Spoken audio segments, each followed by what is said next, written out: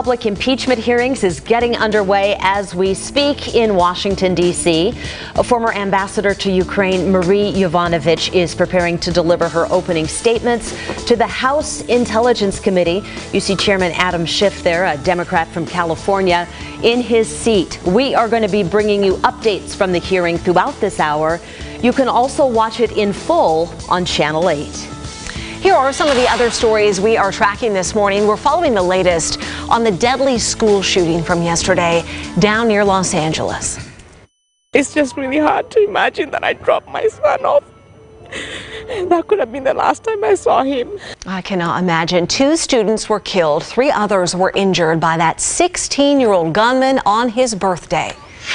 Here's another story we're following locally. More than 900 Oregonians losing their jobs. Layoffs begin today at farm cooperative known as Norpac. Layoffs begin today at that farm cooperative. We hear from the workers as they brace for unemployment. Plus, a brawl on Thursday night football. The shocking moment when a Browns player hit the Steelers quarterback with the QB's own helmet. Yeah, that is not good. And would you use the word desperate to describe today's big Blazers news? We are getting reaction to reports that 10-time NBA All-Star Carmelo Anthony has joined Rip City. That has certainly generated some discussion. Yes. Yeah. We have a special edition of the 6 o'clock hour of Sunrise right now because on KGW Channel 8 we have the impeachment inquiry airing right now through NBC News. We wanted to keep the local newscast rolling though. So if you're watching us on TV right now, we know you're watching us on 8.2. And of course, people can follow us on our stream all throughout the morning. We still have a packed hour of news here in our 6 o'clock edition of Sunrise on a Friday morning, yes, friends. And I'm told to still be as professional as possible. So, ladies and gentlemen, here we go. Definitely. We have rain out there. This is just a general rain ban. In fact, it's been lesser amounts of rain than what forecast models were showing. From the Wells Fargo camera, you see the cloud deck is low. Again, that's gentle rain. Check out the latest Doppler radar behind me. Already at 6:01 in the morning, you're seeing just west of Portland the rain break up. There's a batch along the coast, but really most of the rain we get is going to be during this early morning hour. And as we go through the day, we get drier and drier and drier. And really, we're just seeing a few scattered daytime showers in the coming hours. So to the bus stop, it's a comfortable start out the door, about 48 degrees. By lunchtime, there's a shower chance. There's not going to be a lot around, mid-50s, and the same story when the kids get out of school. Now, for your weekend, I still think overall we'll have more clouds than sun. Not saying we won't have any sun, and there's a shower chance, but overall this is going to be a quiet, pleasant weekend to be out and about with temperatures in the mid-50s. Mr. McGinnis, any trouble this morning? Kind of a wet start, though, to the freeway commute, right? Let's look at this. This is the westbound Sunset over on the left-hand side of your screen. The headlights kind of show the vapor trails coming off the cars. So we're a little wet on that side of town. The drive from Clark County getting busier from SR 500, and there's the road spray and the rooster tails on the I-84 commute coming through the Lloyd district. So a little wet, but so far, guys, no major trouble out there on the roads just yet. All right, Chris, thank you. We begin this morning with the latest on the deadly shooting at a high school down in Southern California. The student who opened fire there killed 2 other students and remains in critical condition himself this morning. 3 others who were wounded have been treated. The 16-second rampage happened at Saugus High School in Santa Clarita. It's about 40 minutes north of LA. Investigators say it was the shooter's 16th birthday.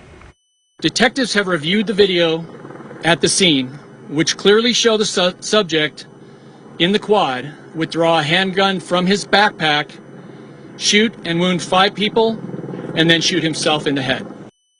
Investigators say he acted alone and used all the bullets in his .45 caliber semi-automatic pistol. Multiple vigils were held last night for the victims of that shooting, and we are following the latest on this throughout the morning. You can find more details at our website or on our app. Federal immigration agents have a brand new rule here in Oregon. They'll have to stay away from courthouses unless they have a warrant. That's right. Christine Pitawanich is covering this story for us this morning. She's right here in the studio. Christine, let's start with the fact that this ruling just came down yesterday. Good morning. Yeah, Oregon's Chief Justice of the state Supreme Court issued the new ruling, and it prohibits any civil immigration arrests inside or on the public walkways or even parking areas surrounding courthouses. That is, unless the agents have a warrant signed by a judge. Videos like this demonstrate the sometimes forceful arrests ICE agents are making as people show up to court. Under the Trump administration, there have been more of these types of arrests targeting people suspected of being in the U.S. illegally. And the ACLU says it has led to people being scared to go to court. I have personally received phone calls from individuals who have lawful immigration status, but were afraid to come in to challenge a parking ticket. Someone who's afraid to come in a case where they were subpoenaed as a witness, they were fine testifying, but they didn't want to end up arrested by ICE agents. An ICE spokesperson says, in part, quote, "It is ironic that elected officials want to see policies in place to keep ICE out of courthouses while caring little for laws enacted by Congress to keep criminal aliens out of our country. Despite attempts to prevent ICE officers from doing their jobs, ICE will continue to carry out its mission to uphold public safety and enforce immigration law." Meantime, Innovation Law Lab, a firm out of Portland, says courts in New York, California, Massachusetts, New Jersey, and New Mexico have already passed similar rules. And guys, more states could follow suit. Christine, thank you. Today, more than 900 Oregonians will lose their jobs they depend on. The farmer-owned cooperative Norpac is planning to shut down 2 of its Oregon facilities, the cannery in Brooks and a repack facility in Salem. Our Morgan Romero went out to talk with workers yesterday after they found out. This is a big deal for Marion County. Talked to just about any second or third generation Oregonian there, and they have a family member who's worked there. The Salem-based company processes frozen vegetables and fruit and cans veggies. It was founded in 1924. Layoffs start tomorrow. And today, we saw workers carrying boxes to their cars outside the Brooks facility. The company filed for Chapter 11 bankruptcy in August. It planned to sell most of its assets, but a deal fell through. Norpac is still trying to find another buyer, and that has some workers hopeful. Keep coming to work, do the work, and don't assume anything, because nothing is for sure yet. So I'm not really thinking about that right now. I'm just focused on my kid. That's what's getting me through, so I'm not too worried about it. I still have hope. CEO Sean Campbell told employees, quote, "While Norpac has continued to have discussions with companies about purchasing some or all of Norpac's assets, as of today, Norpac does not yet have a buyer." These looming layoffs are on top of 485 cuts already announced from Norpac's Staten plant, which they closed. Again, that was Morgan Romero reporting for us. Here's another story we're covering locally. Vancouver police looking for a pair of porch pirates who were caught on camera stealing a package off a front porch. I'm going to kind of pare down the P words as we roll on with the story. You can see right here the red SUV pull into the driveway on St. Helens Avenue.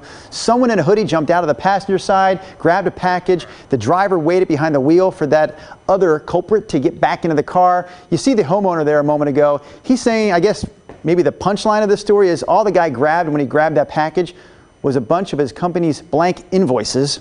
If you recognize the suspect or the car, you're asked to call Vancouver police. A new Portland chocolate shop is catching a whole lot of flack before it even opens. At issue is the shop's name and branding. Some say it ignores a strong connection to the slave trade. It's called 1670 New American Chocolate House. It's over in the Pearl District. The owner says 1670 was the first year that it was known that an American chocolate house was created, and that was in Boston. That's why he chose the name. Well, a few days ago, protesters altered the window display. They connected the boats with a timeline showing what else happened around 1670, namely a rise in the transatlantic slave trade. Michael Arnovitz says that is not why he chose the name. That's not what he meant. Even so, he says he plans to change it.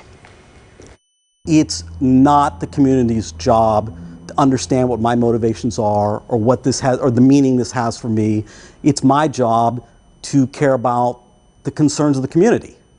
This thing offended a lot of people in the community, and that's all I need to know. Arnovitz plans to open the chocolate shop in January, and when he does, he says he hopes the only debate will be what to order. Now to more headlines in your morning rush this morning. President Trump is asking the Supreme Court now to block a subpoena for his income tax returns. State prosecutors in New York are seeking the returns from the president's accountants. The filing asks the High Court to decide the case by June. Kentucky's Republican governor has conceded defeat to his Democratic opponent. It came after officials double-checked last week's election tallies. You should always do that. Outgoing Governor Matt Bevin says he will accept the results. Protesters in Hong Kong paralyzed the city for a fourth straight day.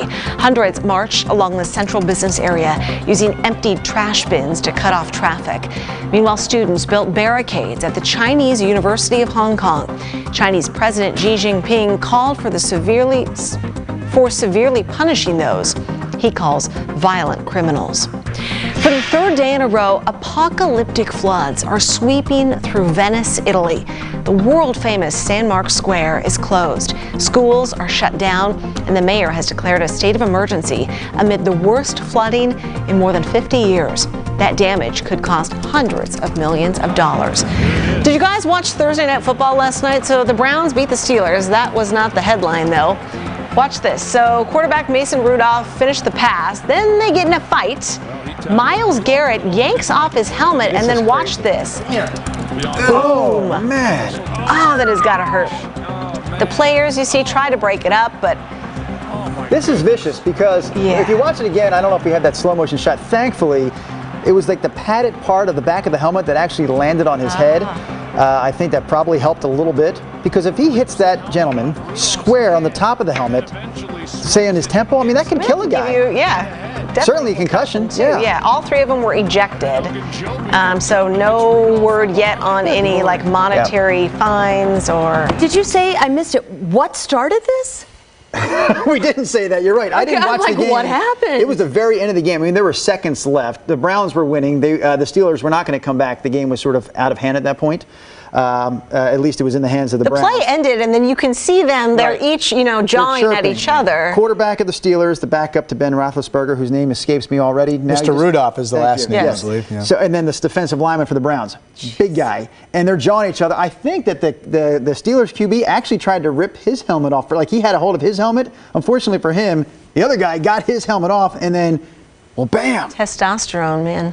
But thankfully, again, it hit him. It looks like it hit the padding of the helmet hit him, not the top of the helmet. I mean, for a league that all of a sudden is really trying, you know this if you follow sports at all, the NFL's really cracked down on anything that they think could cause injury to the head.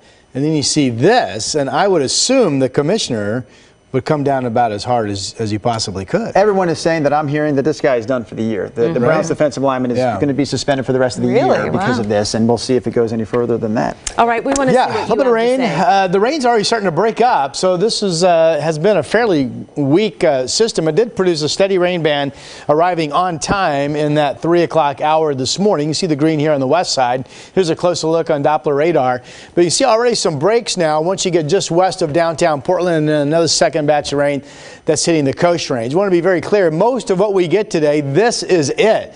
So in the 7 o'clock hour, we think the majority of this really continues to break up and starts to move out. And then after that, we're dealing with just a few scattered daytime showers and really a pretty quiet Friday. Here's Futurecast of 7 showing most of the rain moving out of here. Scattered showers around the rest of the morning into 1 o'clock. That's the time here. And then by the time we get to dinner time, this shows some showers mostly over the mountains, but the rain chance for Portland and Salem going into this evening quickly becomes zero, really winds down in a hurry. All right, out the door, we have 50 degrees in Salem, 46 up in Kelso, 47 in Portland. Pretty comfortable here on the west side. And a day that will get us up again into the mid to maybe upper 50s.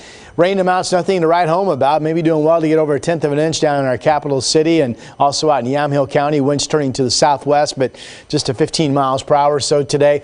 Maybe a little heftier rain amounts, slightly. 2/10 or better up in Longview today with a temperature this afternoon of 57 degrees. And we are expecting at least the chance of some afternoon showers to make their way over the Cascades. We've already seen a little bit of rain showing up on radar in central Oregon. Madras today, right about 54 degrees. And here come our 7-day numbers. Oh, you know what? Doggone it, Rod. I'll show you the Futurecast through the entire weekend coming up. I hit my button a little too soon. But if I had shown you that, it would show a cloudy, dry start to your Saturday and then some thinning cloud cover. And then the chance of a shower overnight into Sunday morning, and then again maybe some thinning cloud cover during the day Sunday. And the best chance of rain continues to be up to our north. So overall, the weekend mid-50s looking pretty good. Then rain picks up Monday afternoon into Tuesday morning with a stronger system. And then we go dry and see some east winds develop into Thursday morning. Chris McGinnis, good morning, sir. Rod, good morning. Tough way to start the Friday morning commute for these drivers. Inbound Sunset, left lane blocked with a 3-car fender bender. You can see ODOT there with one of their incident responders. This is near the Jefferson exit ramp, and obviously the traffic already quickly stacking up around that. So that's kind of our first trouble spot of the Friday morning drive. And of course, we are building in Clark County. We are always building in Clark County at this hour of a Friday morning drive. Right now, the drive time fun meter is dinging in at about 15 minutes or so to get you from Main Street south to the Fremont Bridge. Guys? All right, Chris, how about this? A look right now at Pioneer Courthouse Square. Still dark outside, but those holiday lights, or the lights of the square, those holiday lights, they look kind of festive. They have the holiday lights up downtown, yep. All right, lots of downtown lights is the bottom line, giving us this look at Pioneer Courthouse Square. And what is coming to the square that is definitely holiday related? The Christmas tree. Yes, the 75-foot Douglas fir should be arriving at Portland's living room around noon today. Stinson Lumber Company donating it once again this year. So this is video from last year when the big Christmas tree arrived. And obviously a big tree requires a big truck to haul it in. Then they use a big crane to put it in place. Santa Claus and a marching band will be on hand this year when the tree gets into town. The tree lighting ceremony is 2 weeks from today. So the tree gets into place today, and then 2 weeks from today, we have the tree lighting ceremony. That's Black Friday, the day after Thanksgiving. KGW, because we are holiday types, will bring you that coverage live in 2 weeks. Yes, we will. Hey, it's time for your morning talker. As the days get shorter and the weather gets colder, it may be harder to fit in exercise. But instead of binging on Netflix, there's something else that you can stream that'll help you stay in shape over the holidays. Liz McLaughlin has more. 90-day home fitness program. Those fitness DVDs may have gone by the wayside, but at-home workouts are making a comeback with a growing number of streaming options that bring the gym to you. You may have seen him back in infomercial days. Including Beachbody, a company celebrating its 20th year making video workouts, now beefing up its on-demand platform. It's the Netflix of fitness. Trainer Jericho McMatthews is launching her Morning Meltdown 100 program, part of more than 800 workouts users can access for about $2 per week, using minimal space and equipment. Usually it's something like just a set of dumbbells, maybe a mat. And if you don't have weights, use what you already have at home. Large can of soup is about 1 pound. This jug of laundry detergent is 6. And for a heavier weight, go with a gallon of milk. That's going to be about 8 pounds. Beachbody On Demand is available with a streaming device on your TV or through an app, with nutrition plans included. The next food group we'll talk about is protein. Or you can get a digital personal trainer with an app such as OpenFit, like FaceTime for fitness coaching. Today is cardio conditioning. There are also many free workout apps like Sworkit. Get the workout you want in the time you have. Whatever your preference, it may be a good idea to get a routine set in stone now. Just knowing that motivation tends to sort of fall off track once we get closer to the holidays. Dodging winter weight gain without leaving your house. Liz McLaughlin, NBC News. But they're 5 games out. The biggest news in recent Blazers history dropped last night about 6 o'clock, and boy, has it had the internet on fire ever since. ESPN is reporting the Blazers will sign Carmelo Anthony. He has not played in the league in a little over a year. The 10-time All-Star has reportedly been working out in hopes of returning to the NBA. The Blazers will be Anthony's 5th team. He's expected to join the Blazers sometime during their upcoming road trip, which starts tomorrow in San Antonio. Boy, people sounded off about this all over social media. Tim Gordon will have some of that reaction coming up in our next half hour. Carmelo Anthony has about 15 years on this guy behind me. That is Anthony Simons. He's one of the newest Trailblazers, of course, this season. Last year's first-round pick. He was on hand yesterday at one of the Boys and Girls Club's location right here in Portland to give out meals to families in need. Farm to Fit was part of the program. They prepared Thanksgiving meals with fresh, local ingredients, and over 150 families got a chance to take part in that affair. Simons, who again is just 20 years old himself, says he knows what it's like to look for a role model, and he was very happy that he got to meet some of those boys and girls from the Boys and Girls Club. As a person, I always want to help people out, and you know that my parents instilled that in me since I was a young age. So I think everything around it is good, and it lifts everybody else's spirits up and mine as well. Simon's also had a chance to play soccer with the kids and take part in some of their other group activities. They will never forget that. I love seeing them out there in the community. Yeah, seems like a nice young gentleman. He's a guard, it looks like. Oh, well, yeah, no, he's definitely a guard, and I keep thinking, is this guy going to get a chance to have more playing time, which would require the trading of somebody? I'm not going to say it out loud, CJ McCollum. Like, that would be his position.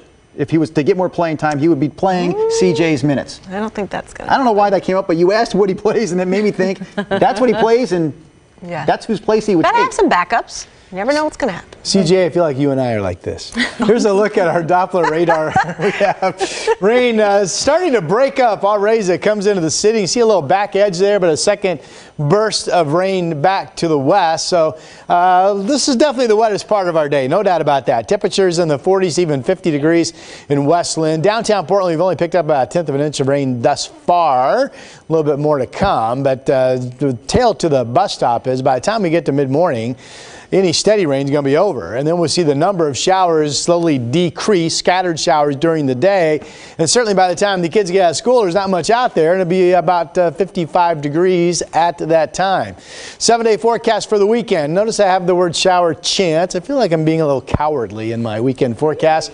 The best chance of rain really ought to be, if we get something, we may not see anything, but the best chance ought to be Saturday night into Sunday morning when a front passes up to our north. And then we do believe we'll get wet, again developing Monday into Tuesday.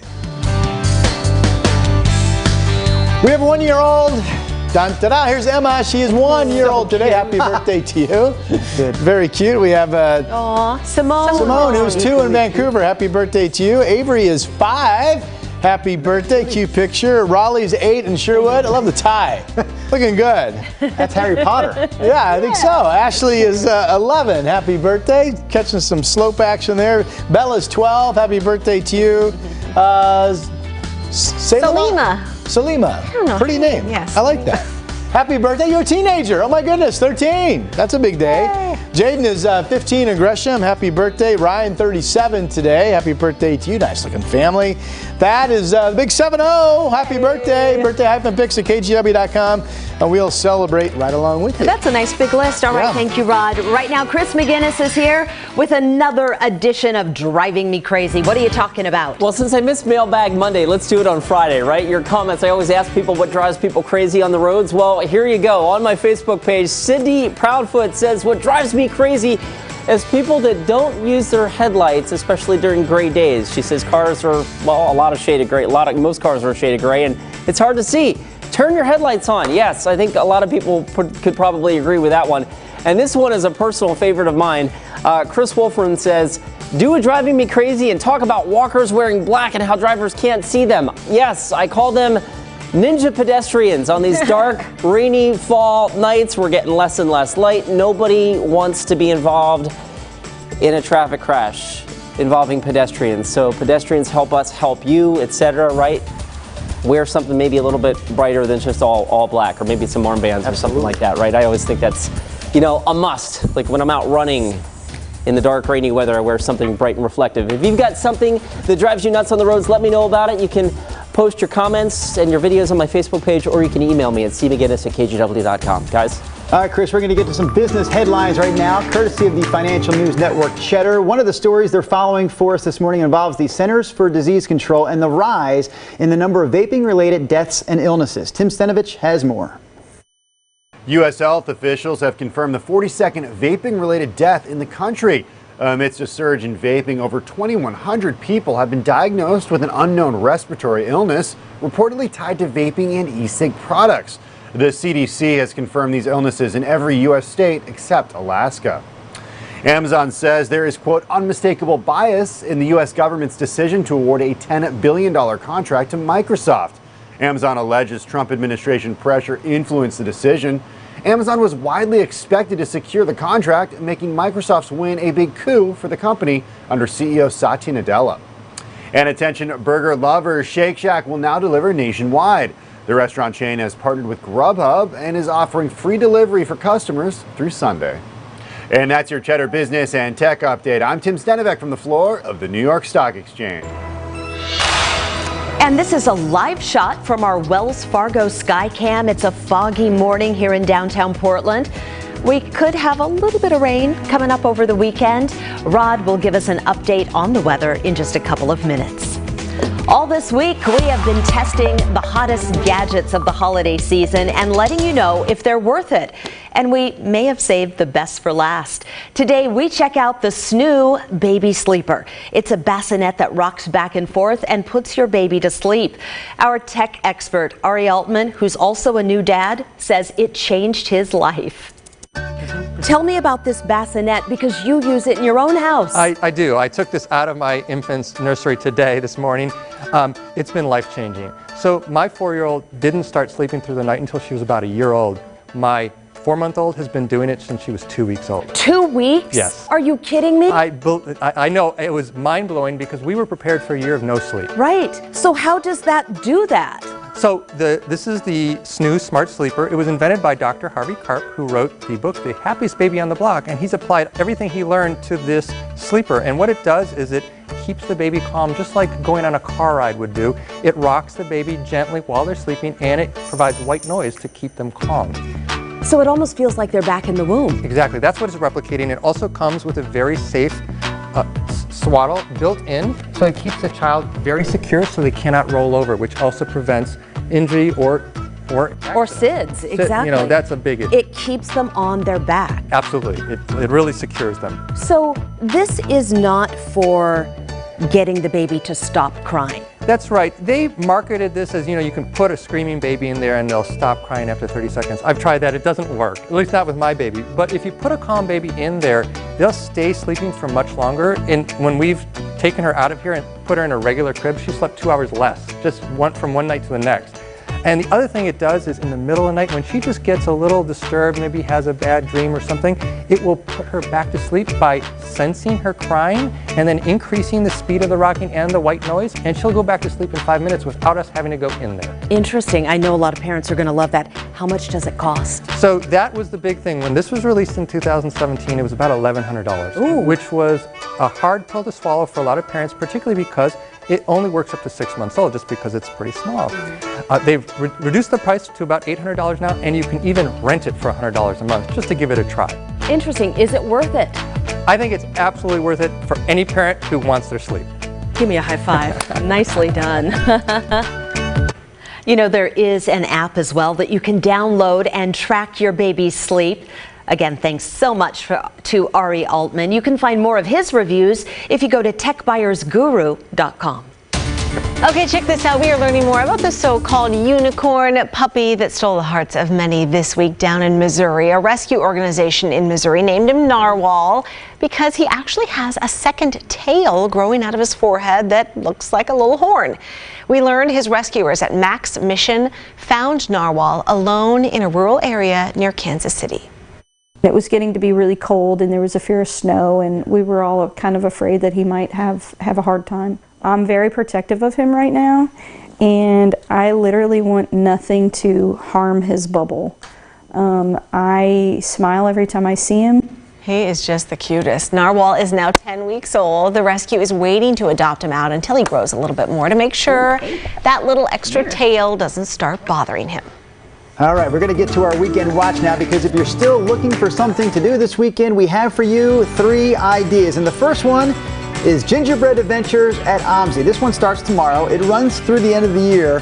You can actually take a look at the science behind gingerbread houses, the science behind it all. You'll see some incredible creations, and you can actually vote for your favorite one. Nina Melhoff, have you ever been on the receiving end of a snake bite? Heck no. The snake bites we're actually talking about here are the combination. Yeah. Oh, I want one. It's the combination of beer and cider. That's called a snake bite, apparently. Okay. So this weekend, 6 local breweries and cideries are partnering up to create new snake bite concoctions. You can try these yourself this weekend at Portland Cider House there on Southeast Hawthorne. And this is definitely a weird one for your weekend. This is the weirdest. Absolute weirdest. Yeah. Is that what I think it is? It's a giant poop emoji. Oh, okay. Is that what you thought it was? Uh-huh. You were right. You can go inside of it? Well, wait a minute. Let's talk about where it's going to be for starters. Okay. There is a door. You're right. Climb inside the giant poop, won't you? The giant poop emoji is showing up at Pioneer Courthouse Square this Sunday. It will actually with the Christmas tree. Hey, who put the poop under the tree? Oh boy! What kind of Grinch put the poop under the tree? The square has been very bad this year. All right, this poop will not be there through the holidays. It's only there through Tuesday because more weirdness. Tuesday is apparently National Toilet Day. And if you're saying, man, I need more on this, I got to have more information. I do. Go to our website. That's the bottom line here. We have a weekend watch write-up with 8 events you can check out around town this weekend, including that giant poop emoji at Pioneer Courthouse Square. And take a picture, won't you, while you're out this weekend? Maybe it's a picture of poop. Who knows? Anything's possible. When you post your photos, use the hashtag KGW Sunrise. I'm going to the website right now.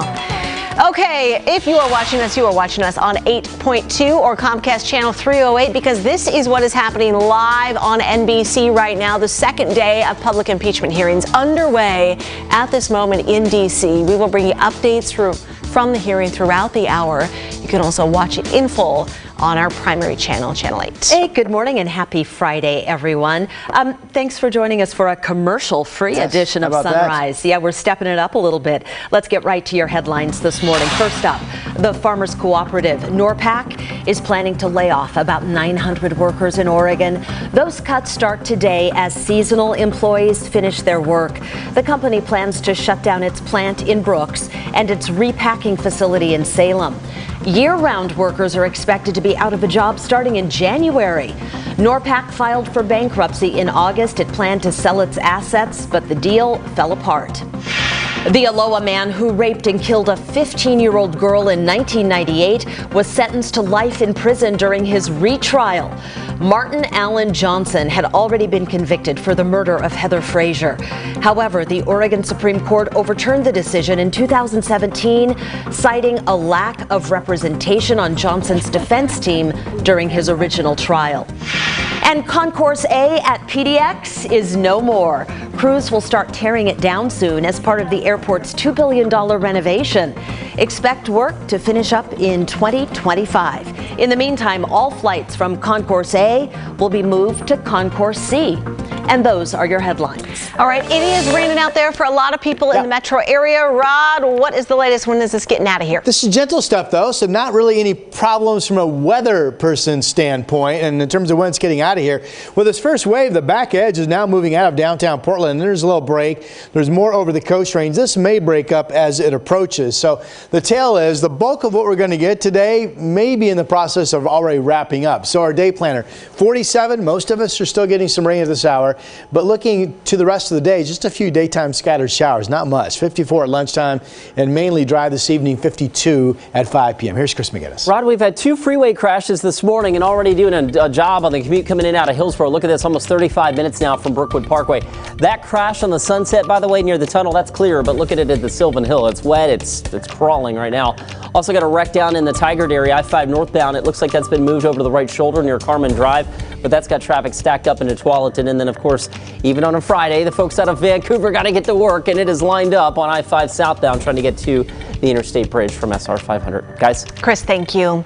Now to Southern California, where vigils were held last night following a deadly shooting at a high school in Santa Clarita, which left 2 students dead and 4 others wounded, including the gunman. This morning, that shooter is in critical condition after attempting to take his own life. What he did only lasted 16 seconds. The shooting rampage lasted 16 seconds, but we can't even imagine how long that felt to the people who were involved. And the pain that this has caused that community is going to be felt for years to come. NBC's Jennifer Bjorklund has the latest. Multiple shots fired. The shooting started just as the school day began. I thought I was going to die the minute that I realized that those were gunshots. Police on the scene in just a few moments. Off-duty first responders were there, went right into the source of the gunfire to attempt to neutralize it, and they rendered first aid immediately. Armed officers escorted students to safety. Police found 6 victims in the quad area of the campus, the gunman among them. Detectives have reviewed the video at the scene, which clearly show the subject in the quad withdraw a handgun from his backpack, shoot and wound 5 people, and then shoot himself in the head.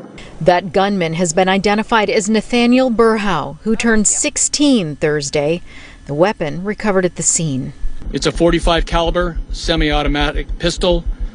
which had no more rounds in it. Authorities secured the gunman's home to search for answers while students, parents, and a community look to each other.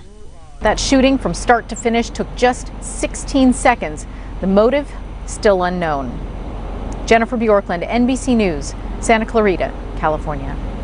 And we'll follow the updates on this throughout the morning. You can find more details on our website or on our app.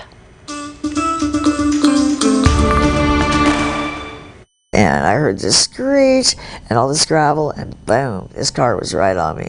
I'll never forget it. It was just like bam, that quick. That woman lying injured in a hospital bed is the same one seen here in this video being pulled out of a tent by EMTs. Lisa Barker is homeless and was asleep in that tent when police say a woman drove her car right into it. We've learned that the driver only received a citation. Portland police say the driver lost control when she ran over Lisa next to the I-205 northbound on-ramp at Southeast Division. She stayed on scene and is facing a careless driving citation. But Lisa, who has a broken leg and several broken toes, wonders whether the punishment would have been more severe were she not a homeless woman in a tent. Could have just been walking across the street or walking along, ran out of gas, was walking down the freeway, and that could happen. Portland police sent us a statement in regard to that. It says officers do not make a determination on who, when, why to cite based off the victim or the violator's housing status. Furthermore, the extent of the injury does not always equate to an increase in violations or charges levied onto the violator. Meanwhile, Lisa is hoping to make a full recovery, but she does expect to be in pain for the rest of her life. She's also facing mounting medical bills. There are some new details on Portland's plan for a street response team to help the homeless. The city will begin a pilot program in the spring. The idea is to have people trained in behavioral and crisis intervention to respond to certain incidents instead of police. That's because homeless advocates say police often aren't the best fit when confronting someone in a mental health crisis. Portland Commissioner Joanne Hardesty says that pilot will be done in a specific neighborhood in the city, and they'll monitor how it goes with Portland State University. They then hope to expand it to a larger area. Well, the city of Camas will have a new mayor, and he won as a write-in candidate. His name is Barry McDonnell. He beat incumbent Shannon Turk after running a campaign with his wife, Stacy. The couple has 4 kids and say, we really didn't have a ton of time to organize, but they did a good job. They got together and raised almost $7,000 in just 5 weeks. We ended up spending about the same amount on our wedding back then as we did on this campaign, and both of them have the chance to be very successful and fruitful. We've had an amazing marriage. We opened up a website. We kind of put together what the vision was, what in fact we were trying to do. We also opened it up so that people could donate onto the website. He says he was motivated to run because he wants to see better communication between city leaders and citizens. McDonnell will be sworn in at the end of this month.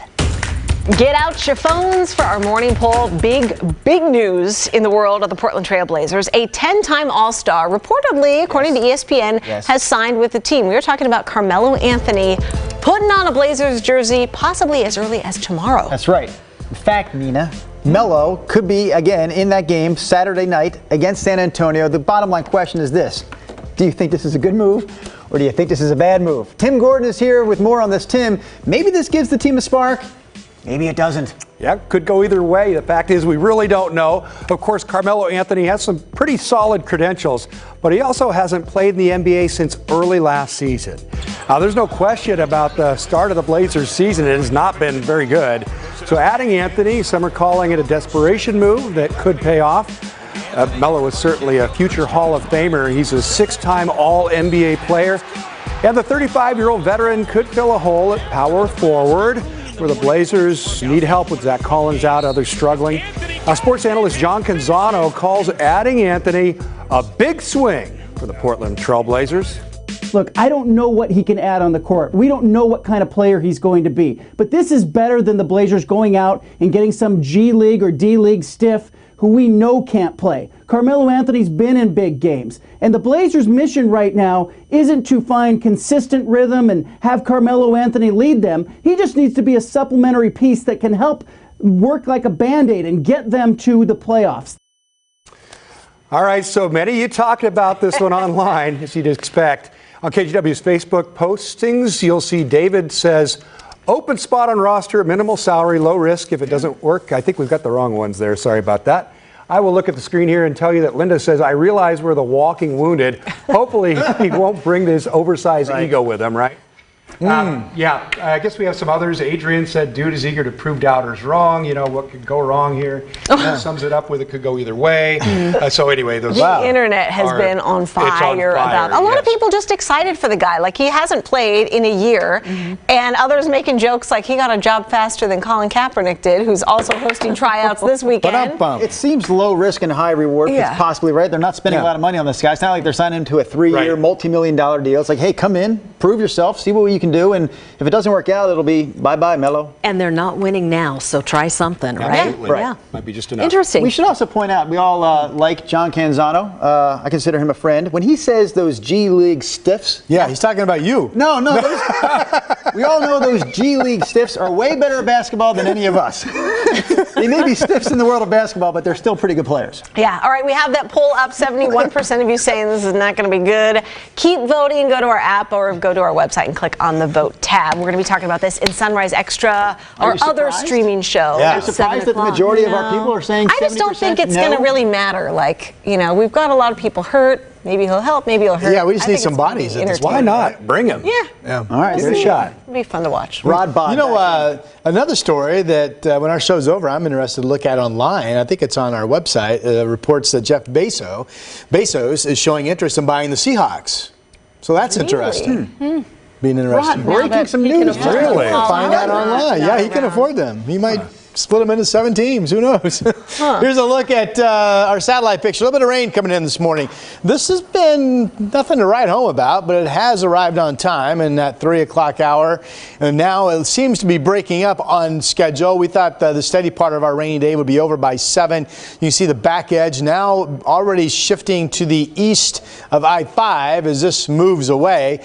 Showers behind it. It looks like during the day, the actual number of scattered daytime showers will become fewer and fewer and fewer as we go. Here we are at 7:30. This lights up some heftier rain amounts, which would make sense as the moisture band moves up into the Cascades. And it does show 1:30 this afternoon. Some of this makes it out east. Baker City, you do have some rain showers in your forecast, for example. And let's see what it shows as we go into dinner time, mainly here on the west side, the Cascades and the Coast Range. It still looks like up and down I-5, Longview, Portland, Salem, that the rain chance really quickly becomes slight to 0 as we get going into the evening hours.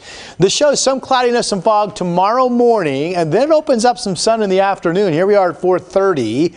It does track a system up to our north Saturday overnight into Sunday morning. This is Sunday at 5 a.m. It's possible that what you see here stays to our north, but this would be the weekend rain chance. Developing Saturday overnight and then maybe lingering on Sunday if we get a push of some low-level moisture coming in during the day behind that front. Anyway, much of the weekend looks to be pretty quiet and pleasant with temperatures in the 50s. Here we are right now. We're speaking of 50s, it's 50 right now in Salem. So pretty mild start out the door in the temperature department.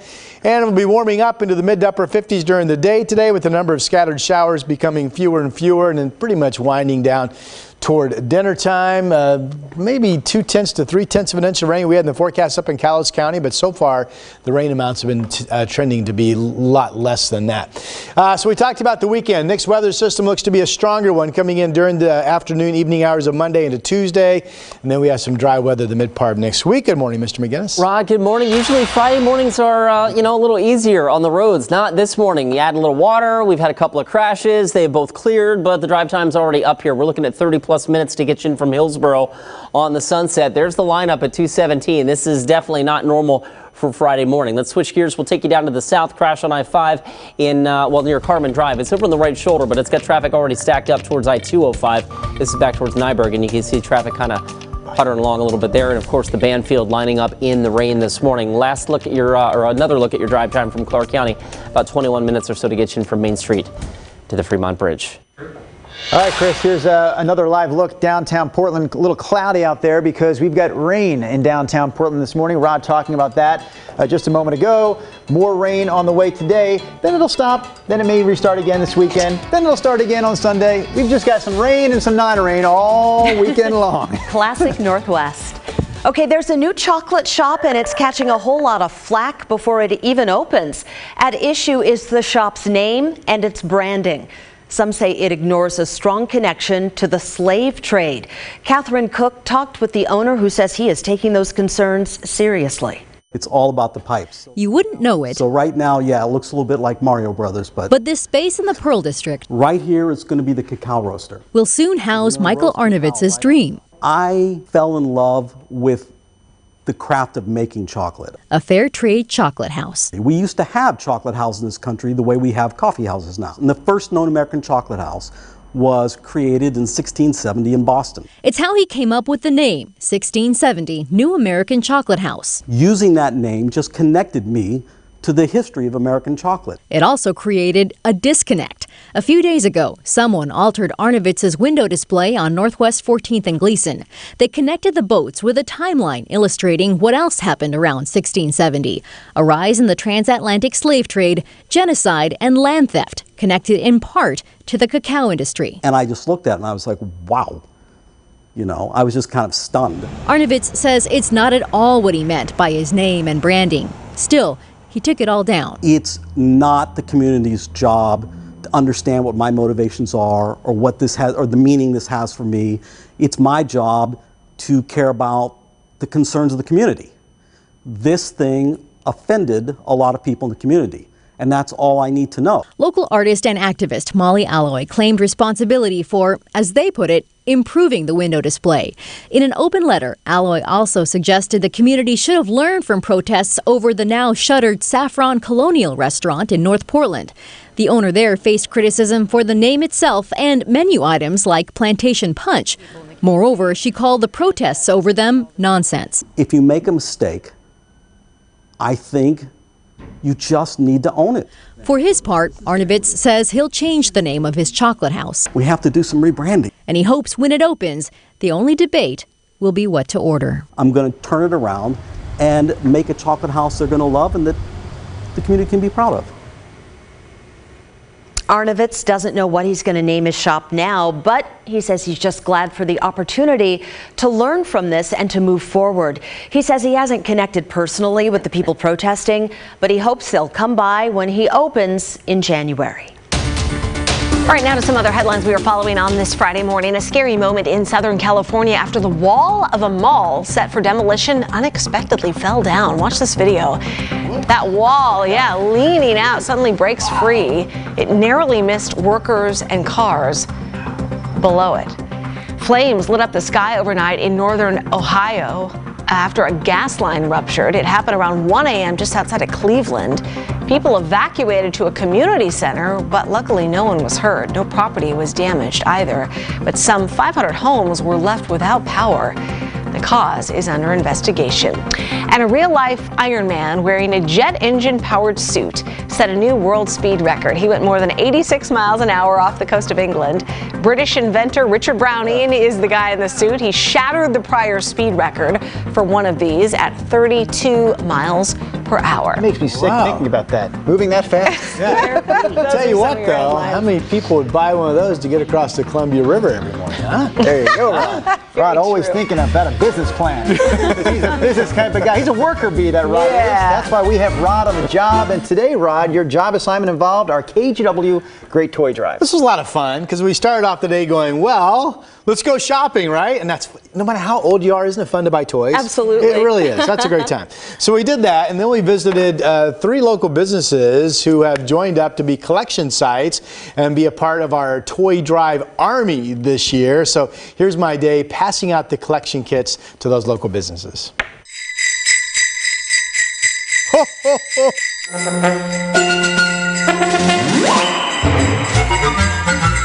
Exciting to think these are going to be some of the first toys that end up on our collection sites. It all starts today. I'm helping Santa. tour Rada Paint. Okay, we're here at Accurate Auto, Star Cycle in Beaverton. Here we go. Ho, ho, ho. All right, so I brought you to get things going because we're just getting into the season. Let's see what's in the kit. Go ahead and just take things out. Your posters and the bags to put the toys in when it comes time to deliver them. That's a big bag. Hey, let's cycle. Let's cycle and talk a little bit. Are you ready for question number one? Sure. What made you become involved in the KGW Great Toy Drive? It's the best way for us to help our local community and get involved. We can really help impact a lot of communities. You never know whose life you're going to affect by getting involved in something like this. I went shopping this morning. This is the Hot Wheels. Get out of there, come on. Tell me this looks like it's gonna be fun for somebody. I was a flight attendant once upon a time, so I got this Barbie who is a flight attendant. Hey. Don't you wish you were a kid you could play with this? Give us your best pitch. Why should other businesses sign up to become collection sites? It's just too easy. I mean, we get our collection kits, we set them up, you bring your toys, you donate them. Holidays are magical for children most of all, and you know, the season is about giving. We do the parade of toys every year. It's fun, isn't it? It's an incredible experience. I can only do Beaverton, Hillsboro, and Lake Oswego, but I want to see everybody from North Portland, South Portland, everywhere, just, you know, all come together. Do you have any special offers for people who drop off toys? For anybody who gives a toy, and for every toy donated, we will give a free class to our studios. Then come on in, we'll do an oil change on your car. It's a $29.95 value. If you bring a toy in with you when you come to purchase paint for your next product, we'll get you a discount on your purchase. I'm overwhelmed. My clients have actually emailed back, hey, it's great, I don't need anything right now, but I'm gonna drop a toy off. And when we got here, toys were already here. This is the most intense question of all. This has you really digging deep. What was your favorite toy growing up? I would have to say probably My Little Ponies. I had a pretty cool collection of the original Polly Pockets. The Star Wars Death Star. It was the coolest toy ever, and I wish I had it today.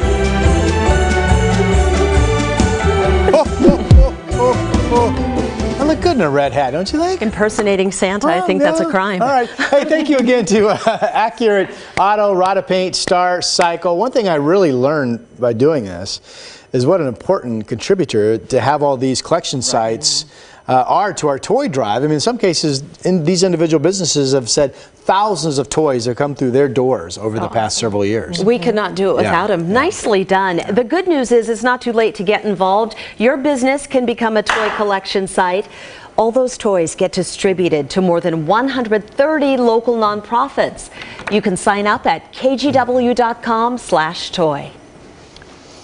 Okay, let's do some weather. We have radar showing that steady rain band that entered us in that 3 o'clock to 4 o'clock hour, now actually moving east away from 205. So you see the dryness kind of opening up over downtown Salem and into Portland, the scattered showers off to our west. So it looks like the steady rain part of our day, just like that, is done. And it was mostly just over a 10th to 15/100ths of an inch here in downtown Portland that has fallen since that started. To the bus stop we go, 48 out the door.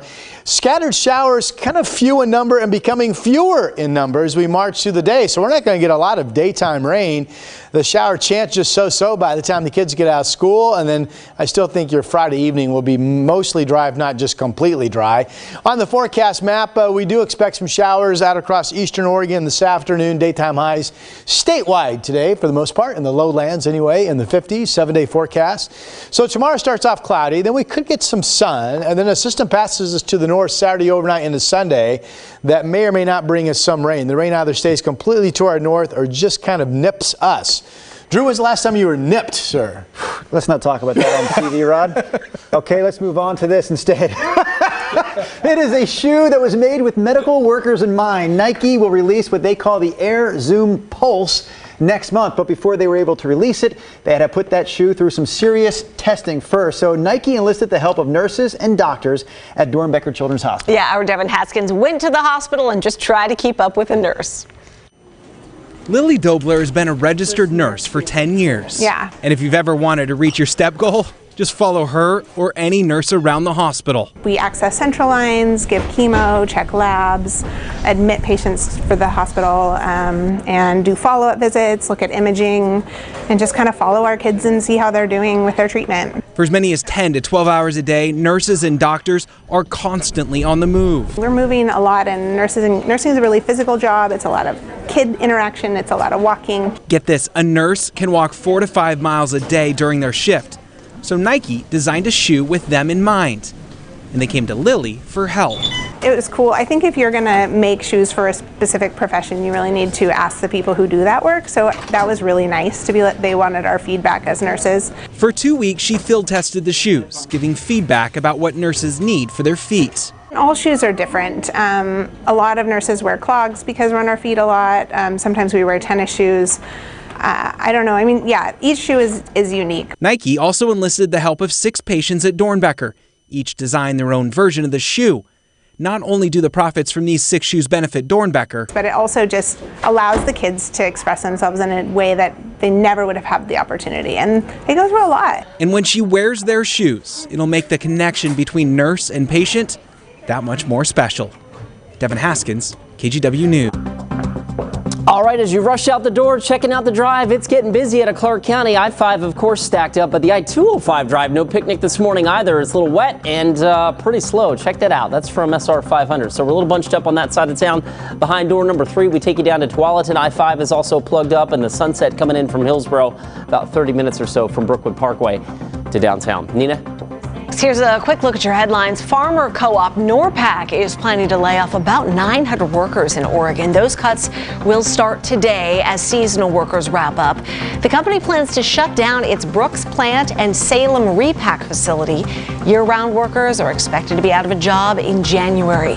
The company filed for bankruptcy back in August and planned to sell off everything, but a deal fell apart. Concourse A, the little teeny one for local flights at PDX, no more. Crews will soon begin tearing it down as part of the airport's $2 billion renovation project. It's expected to be done in 2025. It's a long way off. Meanwhile, all flights from Concourse A will be moved to C. This year's Christmas tree will arrive at Pioneer Square today. This is video from last year. And it takes, yes, a big truck to haul it in. The tree lighting, though, is still the day after Thanksgiving on the 29th. We will carry that live as we do each year. All right, let's talk about the morning poll this morning. It's based on ESPN's report. Before we get to that, Rod Hill, please tell me about the weather. ESPN projecting this 7-day will come true. Here's a look at a high 55 today. Steady rain already starting to break up. Daytime showers, not many. The best chance of any rain over the weekend will be Saturday overnight. And then maybe we get something Sunday, but most of that will stay to our north. Mr. Carney. What should we talk about? I'm thinking morning poll. Yeah, that's a good idea. ESPN reporting that the Blazers have signed Carmelo Anthony. Yes, 10-time All-Star Carmelo Anthony. 35-year-old Carmelo Anthony. This would be his 5th team. We're basically asking this question this morning. Is this a good idea by the Blazers, or is it a bad idea? So far, the majority of our viewers, 71% of you as a matter of fact, are saying this is indeed a bad move. If you want to weigh in on this poll, you can do so by going to kgw.com/vote or just click on that vote tab in our news app. Or interact with us live. We're going to be doing Sunrise Extra here in just a few minutes right here on the stream. And we're going to be talking about this because this was lighting the internet on fire last night. People on both sides. So comment live with us on Sunrise Extra. Okay, you know, some days I feel like the entire Sunrise show is a big fat blooper. Speak for yourself. But on Friday mornings, we only bring you the best of the best. Here are some of the highlights from the past week. Doors on my left are open. And are you excited about Kaiser opening up a brand new In-N-Out burger location? Yeah, why not? Let's do it. Well, I'll tell you why not, Rod. Some people are concerned about all the cars lining up there. Oh, that's a problem. Armageddon is how it's being described.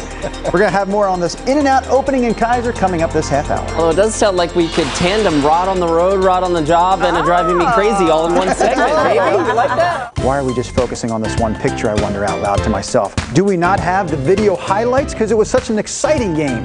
It went back and forth. It went to overtime. We're still looking at the picture. The Seahawks eventually would win this one in OT with a field goal with no time left. But you know what? That is a nice looking picture. You can imagine it, can't you? That's a great picture. I mean, you never think about that, you know?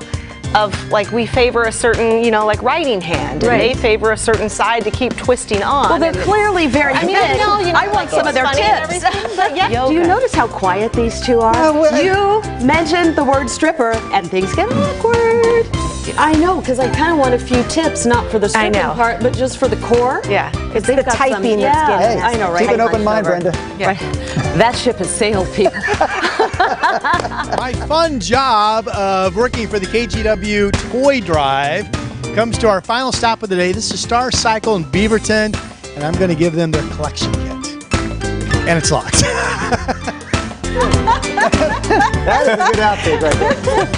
That's my absolute favorite. You should have put that in the story. That was a blooper. Let me in. Exactly. All right. We're going to see you in just a couple seconds at 7 o'clock on our Sunrise streaming show. In the meantime, we want to show you this live picture from Washington, D.C., where the impeachment hearings are underway.